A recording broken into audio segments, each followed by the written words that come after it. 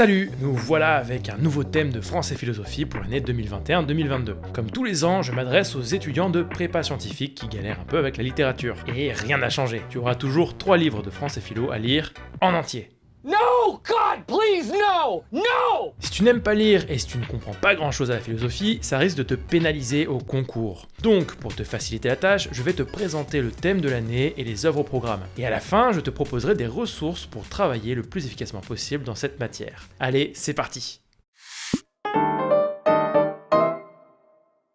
Cette année, le thème de France et philosophie s'intitule « L'enfance ».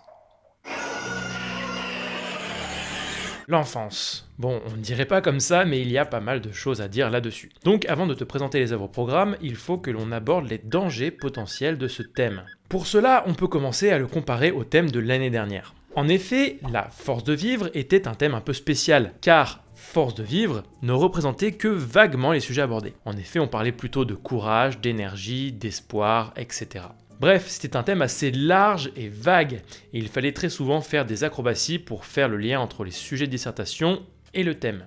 Donc cela augmentait le risque de faire un hors-sujet, et de ne pas comprendre pourquoi tu te prends une mauvaise note. Avec le thème l'enfance, c'est moins le cas.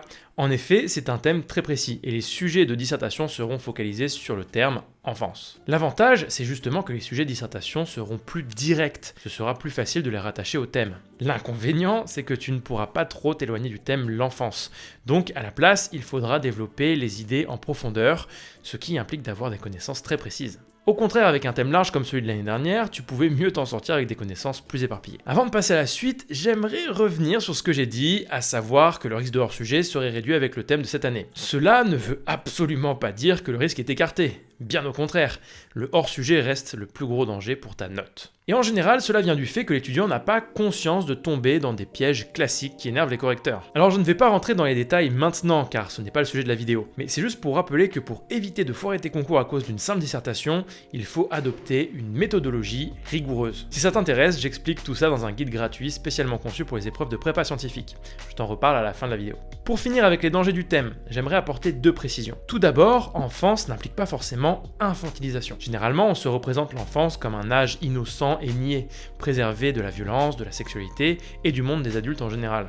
Pourtant, les œuvres présentent aussi les côtés sombres de l'enfance, donc il ne faut pas tomber dans le préjugé que l'enfance se résume à un monde enchanté et innocent. D'ailleurs, il faudra éviter de se référer à Walt Disney, car ça ne passera pas chez la plupart des correcteurs. Deuxième précision, il faudra faire attention au décalage entre l'étudiant et le correcteur. En effet, ton expérience personnelle reste proche de l'enfance, alors que les correcteurs en sont plus éloignés. C'est aussi le cas des auteurs, ils parlent de l'enfance alors qu'ils sont adultes. Donc pour réussir ta dissertation, il faudra éviter de te baser sur ton expérience personnelle et principalement argumenter en prenant le point de vue d'un adulte mûr. Je connais tout ça. Bien entendu, cela n'empêche pas d'utiliser le point de vue de l'enfant pour enrichir la réflexion. Pour résumer, l'enfance est un thème précis, ce qui demandera des connaissances assez poussées pour développer les idées. Mais cela n'empêche qu'il faudra quand même une méthodologie rigoureuse pour éviter le hors-sujet. De plus, il faudra se défaire des préjugés sur l'enfance et être capable d'alterner entre point de vue de l'adulte et point de vue de l'enfant. Bon, maintenant que tu connais les dangers et spécificités du thème, on va pouvoir parler des 3 œuvres au programme. Une autre condition pour réussir ta dissertation, c'est d'utiliser des exemples pour illustrer ce que tu racontes. Et pour les épreuves de prépa scientifique, il faut se limiter à des exemples tirés des 3 œuvres. Forcément, cela implique de bien les connaître. Donc voici une vue d'ensemble des œuvres de cette année. Je vais commencer par présenter l'œuvre philosophique de l'année. Il s'agit de l'Émile de Jean-Jacques Rousseau. Bon, alors le titre complet est en réalité Émile ou de l'éducation. C'est donc un traité pédagogique où Rousseau va donner des conseils pour bien éduquer les enfants. Pour cela, il décrit l'éducation idéale d'un garçon se prénommant Émile, d'où le titre du livre. Mais ces conseils sont révolutionnaires pour son temps, car pour lui, il faut donner assez de liberté à l'enfant pour qu'il puisse s'épanouir de lui-même, et non pas le rendre docile et obéissant. Finalement, les idées présentées sont plutôt simples, mais l'enchaînement de toutes ces idées peut parfois nous perdre. En plus de ça, les tourneurs de phrases un peu vieillottes peuvent freiner la lecture. Mais de manière générale, la philosophie de Rousseau reste concrète, ce qui la rend largement accessible, surtout si on la compare à la philosophie de Nietzsche. Ensuite, nous aurons une autobiographie de l'écrivain Wole Soyinka, s'intitulant « Aké, les années d'enfance ». Ici, l'auteur raconte son enfance au Nigeria, et plus particulièrement pendant les 11 premières années de sa vie dans un territoire nommé Aké, d'où le titre du livre.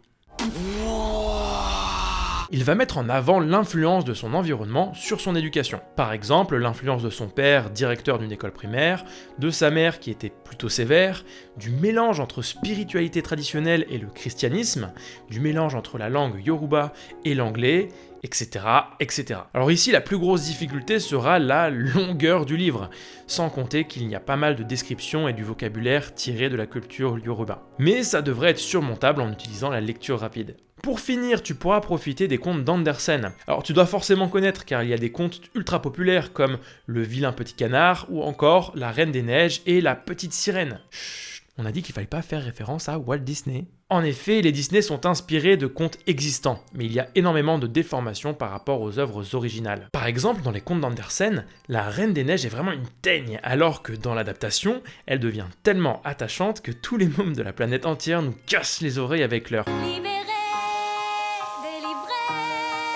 Shut up! Donc je le répète, il faut complètement oublier Walt Disney, car les histoires ont été édulcorées. En effet, les contes d'Andersen sont plutôt trash, très violents même, à se demander si c'est vraiment destiné aux enfants. Et puis la quantité est aussi très violente. 156 contes. Ça fait beaucoup là, non? Heureusement, c'est plutôt plaisant à lire, avec un petit rythme de 1 conte par jour, avant d'aller dormir histoire de faire de beaux rêves. Bon, ça devrait le faire. Bref, les œuvres de cette année sont relativement faciles à aborder. Après, ça reste quand même compliqué si tu n'aimes pas lire. Donc bien entendu, on va quand même faire les résumés sur YouTube. C'est cadeau. Abonne-toi pour ne pas manquer ça et n'oublie pas de laisser un pouce bleu pour nous motiver. Et petite nouvelle pour cette année, les résumés seront disponibles en version papier directement dans les librairies. Alors je ne t'en dis pas plus, tu pourras retrouver toutes les informations sur le site, le lien est dans la description. Comme d'habitude, je fais en sorte de te proposer des ressources gratuites pour te faciliter la tâche en français philosophie. Donc dans un premier temps, je te conseille d'aller voir les résumés express directement sur YouTube. Ensuite, tu pourras t'inscrire gratuitement au guide par email où je partage encore plus d'astuces et de conseils. Comprendre les critères de notation, éviter les plus gros pièges, mieux comprendre la méthodologie et travailler plus efficacement pour gagner du temps. Il y a déjà de quoi t'occuper. Bon, même avec tout ça, il faudra quand même te procurer les œuvres avec la bonne édition. Je mets tous les liens et toutes les informations dans la description. Merci pour votre confiance et vos encouragements, ça nous aide vraiment à avancer. À très bientôt.